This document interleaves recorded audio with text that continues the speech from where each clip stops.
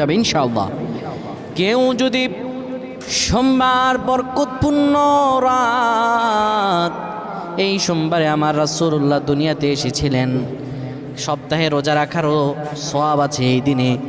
কোনো ব্যক্তি যদি সোমবারে ঈশার নামাজ পড়ে সুন্দরভাবে ওযু করে কিবলামুখী হয়ে বসে ইয়া যাল জালালি ওয়াল ইকরাম 100 বার পড়ে, 30 বার দুরূদ শরীফ পড়ে, 3 বার সূরা ইখলাস পড়ে, 3 বার সূরা ফালাক, 3 বার সূরা নাস পড়ে, 10 বার দুরূদ শরীফ পড়ে, আল্লাহর কাছে কোনো দোয়া করে, আমার রব্বুল আলামিনের কাছে দোয়া করতে দেরি হবে, কিন্তু আমার রব আল্লাহ রব্বুল আলামিন দোয়া কবুল করতে দেরি করবেন না।